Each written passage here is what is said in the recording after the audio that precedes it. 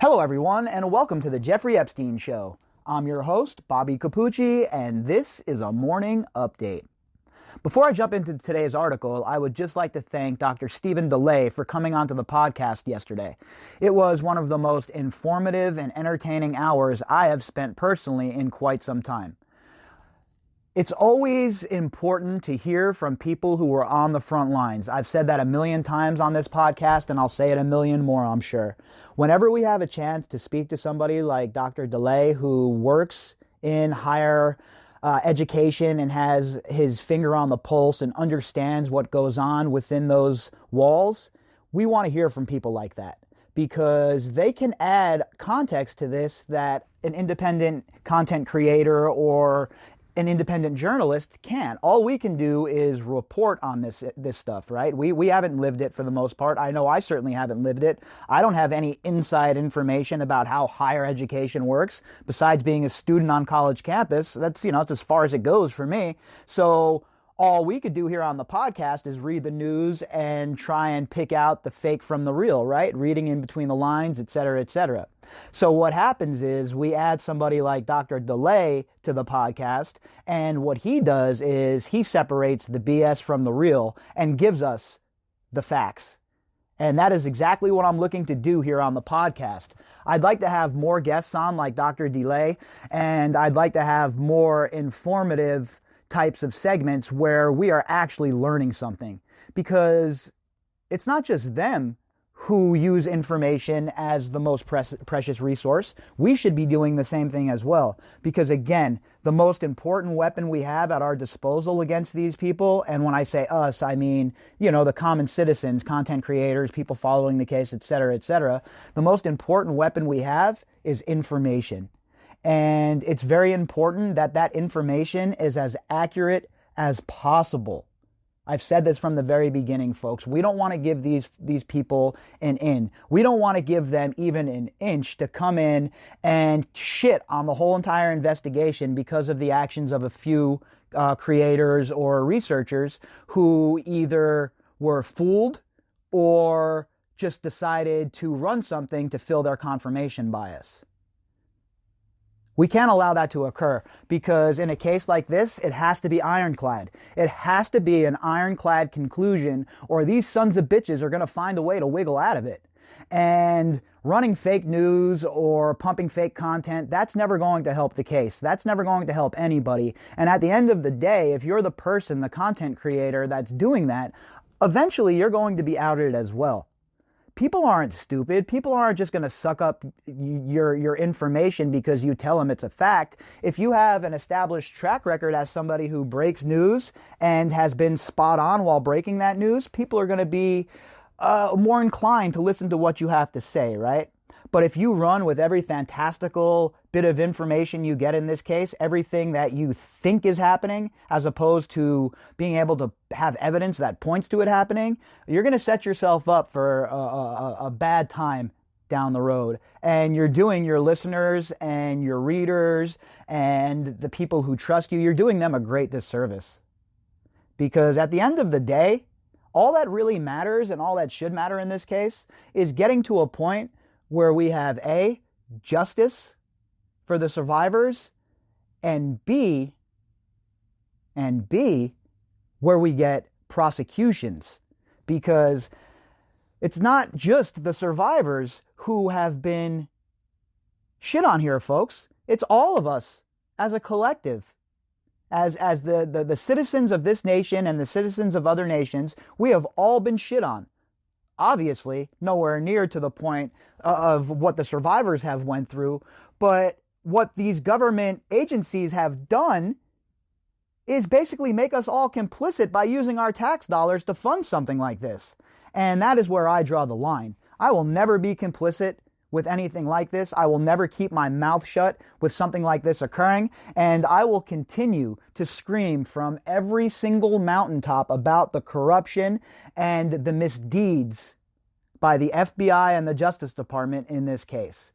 And it doesn't make it any easier to convert people to believers in what's going on here if people are putting out fake information, and they're trying to, drum up popularity for their own product, et cetera, et cetera. That's never going to work in this case, because there are too many chambers and there are too many layers. The only way to possibly get to our destination here, the only way that we can possibly outlast these people, is to do it by arming ourselves with the truth and with facts, and presenting those facts to the public at large. Because remember, the people are the most important part of this whole entire thing. The people who are out there every day demanding justice, the people that are emailing me on a regular basis, the people that are listening to my podcast and others. You folks, you people are the real engine here. You're the ones that are moving this along. All we're doing is amplifying your beliefs and how you feel at this point. Because I'll tell you, there is a growing number of people who are starting to awaken to the fact that we are being absolutely bamboozled by those who we have elected and by those who have found their ways to power. And if we sit by and we just turn the other cheek and we ignore it and we act like it's not happening, well, we have no room to bitch and complain then. We have no room to point fingers. At this point, the battle lines are clearly drawn. And if you have not chosen a side yet, and if you don't understand the stakes, well, I welcome you to the Jeffrey Epstein Show.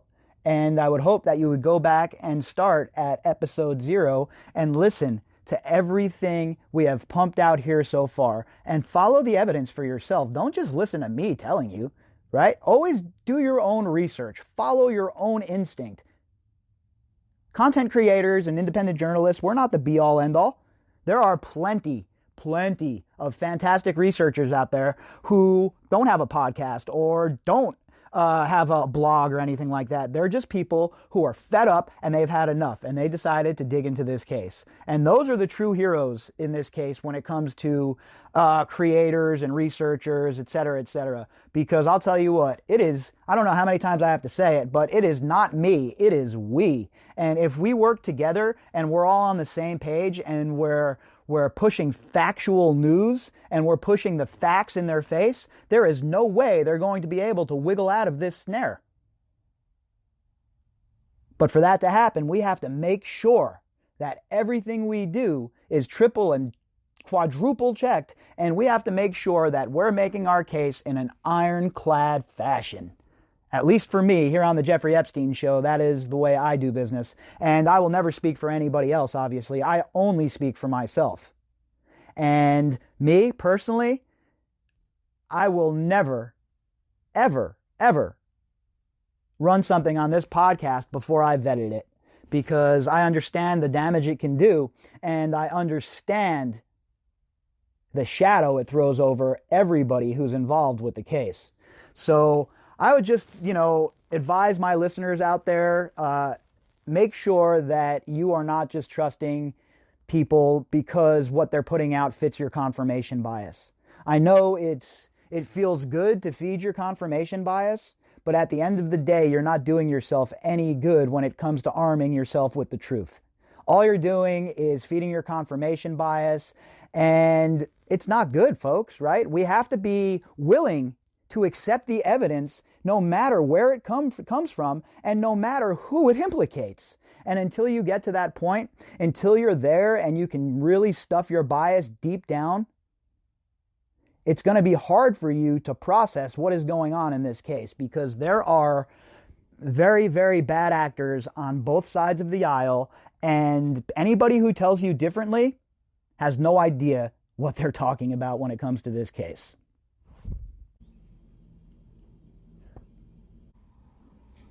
So my advice, folks, is just be very, very careful where the information's coming from. Make sure you're vetting your sources. And I know most of you do that out there. And I know that most of the content creators out there are just trying to bring as much information as possible. And we're all human, right? People get it wrong sometimes. And I get it wrong sometimes as well. So I'm not like, I don't pile on people for getting it wrong or anything like that ever, because this is a very fluid situation and a lot of people like to be first to get the information out. Me personally, I don't care about being first. I care about being right. At the end of the day, it's more important to be right than it is to be first. And if my process of vetting the information takes me longer than other people's, well, so be it. I can only do what I feel is correct to do, and I can only do what I know is right. And that is exactly the path that I will be on, because I've seen it too many times with disinformation, and I've seen it too many times with fake drops, and it's rough. It's really rough for people to separate real from BS, right? And as content creators, I feel like it's our responsibility to try and help do that as much as possible. So that's what you can expect here from me. And, there's a lot of new listeners to the podcast who have popped on recently. So I'd like to thank you all for jumping on board. And I hope that this explains a little bit more about how I conduct myself and how I have decided to do my research when it comes to this case. Because I've said it 100 times here, and I'm very upfront about it. I'm not a trained journalist. I didn't go to Harvard or Yale or any sort of journalism school. None of that shit, right? That's not who I am. I'm just a dude who grew up in the inner city, who knows that things are wrong within the government, right? And who has known that for a long time. But I was spurred into action after this whole entire Epstein case broke. And you don't need to have a journalism degree to read in between the lines, right? You need to have some common sense, and you have to understand what's going on around you. And thankfully, I have a little bit of that. What I don't have in Yale book smarts, perhaps, well, I certainly make up for in situational awareness. And that comes with the way I grew up. So I appreciate all of the new listeners and everybody who's popped on to the podcast recently. And going forward, you can just expect from me what you have seen so far. What I really can say and what I should say, and just end it there, is my work speaks for itself.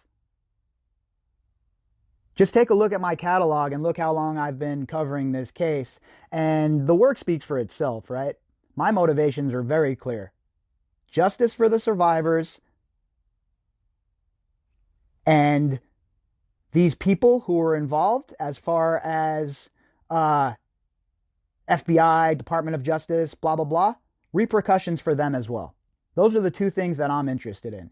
All the other BS that goes on with this case, I don't care about any of it. I do not care about any of it. You're never going to see me involved in any sort of Twitter arguments or internet arguments or anything like that. I'm a 40-year-old man. I don't have time for that kind of shit, right? I'm here to research this case and to chase down the evidence wherever it may lead. I'll leave all that other BS, all the other fronting and flossing and acting like, you have ownership of a store. I'll leave that to other people, because that is not who I am. All I want to do is BS with you folks on this podcast and climb mountains. Those are my motivations in life at this point.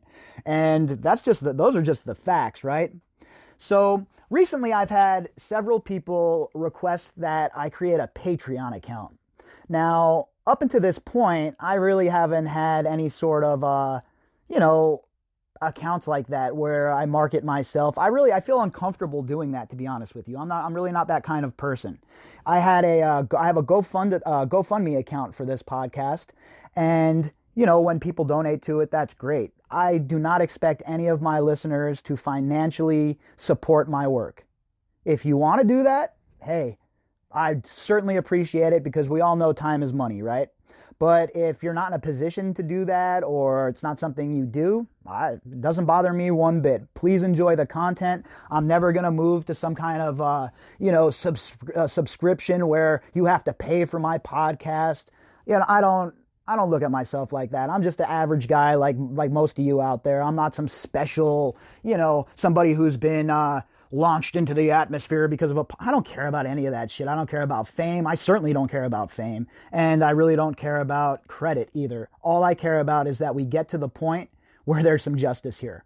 So some folks have asked me about a Patreon account, so I created one today. And, you know, they have all these like tier systems and shit. So I just left them how they came in the template, right? $5, $10, and $20, blah, blah, blah, blah, blah, blah, blah. So for those of you who are interested in supporting my work, and for those of you who have asked me about the Patreon page, I will leave the link in the description box. And I will also post it on Twitter as well, so you can check it out there. But like I said, please, if that's not something you do, then don't just ignore it. Skip right by it, because at the end of the day, this isn't about financial gain for me. Believe me, I'm not making money doing this. All right, I've turned down a couple different sponsorships for the podcast because I try to avoid any sort of corporate, I don't know, any sort of corporation trying to, you know, tell me what I can and can't say. I refuse to be involved in any of that. So for the most part, I've financed this podcast on my own, with my own money, et cetera, et cetera. You know, we make some advertisement fees through our platform at Spreaker, and that money each month gets reinvested into the podcast and, you know, buys me, so, you know, if I need a microphone or stuff like that. But as far as, you know, I don't know. All I can say is this, folks. At the end of the day, all I really care about is justice in this case. That is all that matters, because all of the other BS is just white noise, right? It is all just white noise.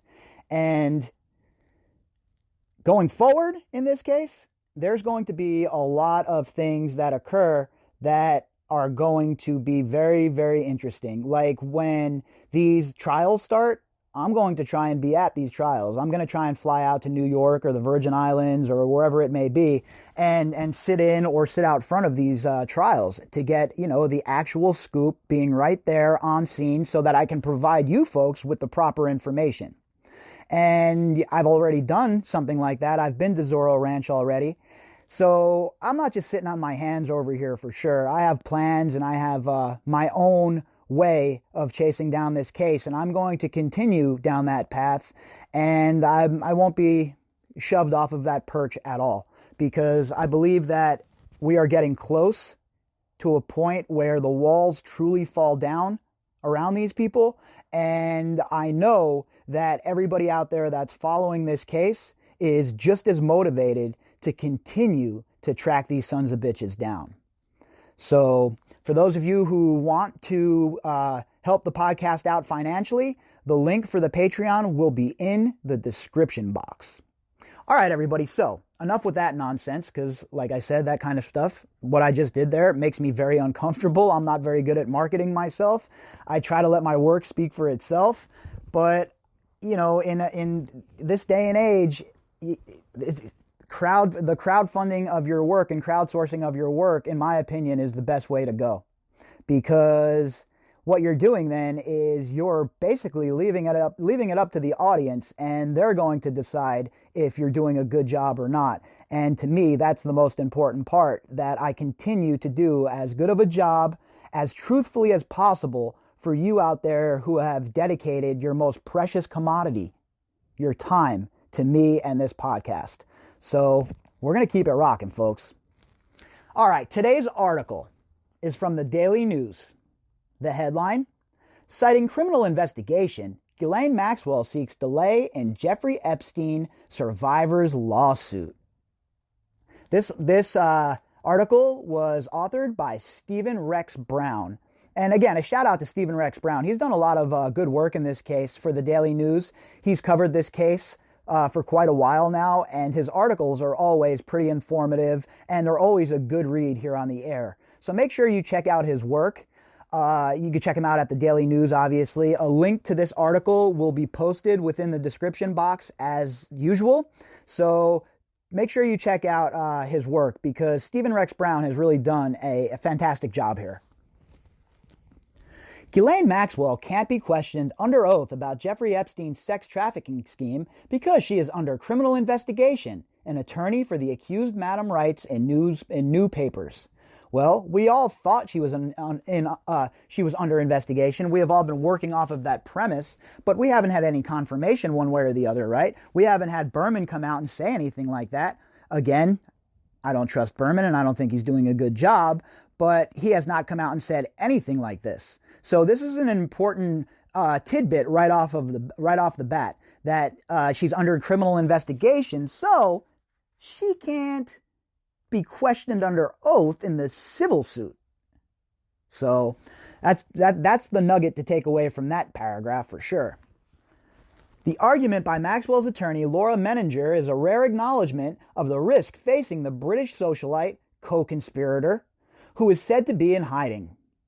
Menninger asked a federal judge to freeze a lawsuit brought by alleged Epstein survivor Annie Farmer due to the investigation by federal prosecutors in New York. Farmer claims that both Epstein and Maxwell sexually abused her at the multimillionaire sex offender's New Mexico ranch. Farmer seeks damages from Maxwell and Epstein's $634 million estate. What Annie went through on that ranch, at that ranch, disgusts me, folks. And what disgusts me as much, or more even, is the fact that the authorities in New Mexico still have not raided this disgusting-ass place. No raids, no arrests, nothing. Instead, what do? Oh, well, we're going to compile information and we'll pass it to the SDNY. Like the SDNY is the be-all, end-all. In fact, I'll take it a step further. The SDNY let this son of a bitch operate right under their nose in their district for decades. Go put that in your pipe and smoke it, Mr. New Mexico Attorney General. The U.S. Attorney's Office in the Southern District of New York has publicly and repeatedly announced its ongoing criminal investigation into alleged Epstein co-conspirators on the same topic as Farmer alleges in this case, Menninger wrote in a letter last week.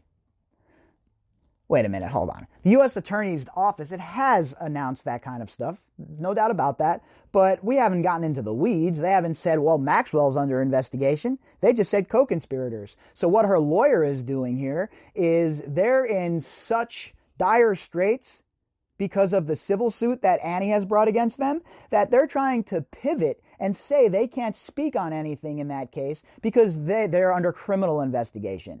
Maxwell believes she has a better chance of avoiding criminal penalty than she does of getting slapped civilly here. And my advice to her is don't worry about it because you're going to get punched with both sides, lady.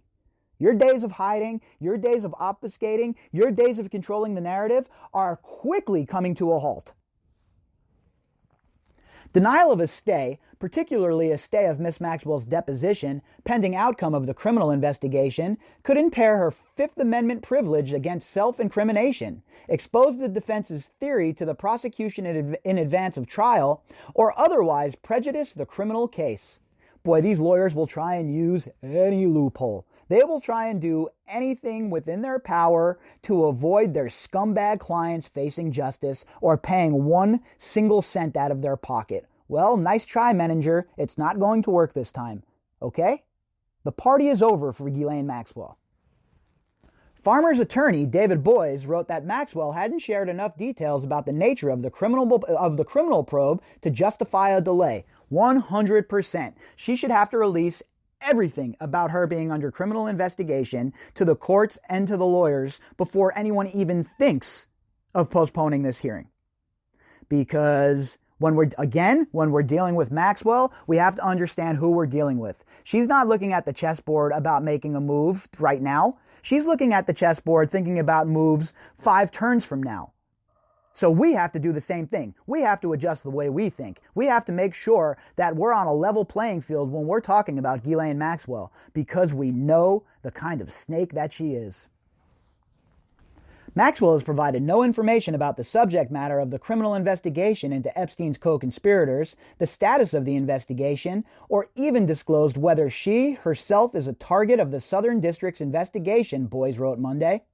Maxwell, therefore, cannot use the existence of a criminal investigation to dodge her discovery obligations in this matter, particularly while at the same time refusing to provide any details or reasons as to why the investigation is a reason to stay the action.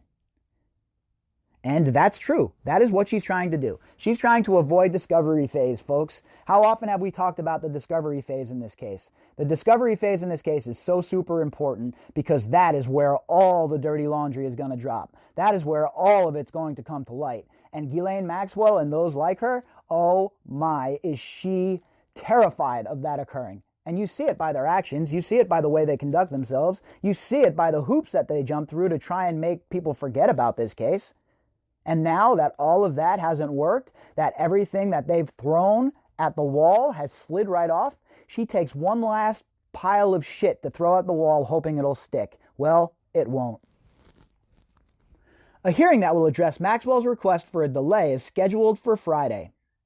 Many Epstein survivors say that Maxwell, 58, lured them into his underage sex trafficking scheme. They claim she recruited new young victims, helped arrange abusive massages of Epstein, and sometimes participated in depraved acts. Look, it's not one person coming out and saying this. It's not somebody with a grudge or a political beef.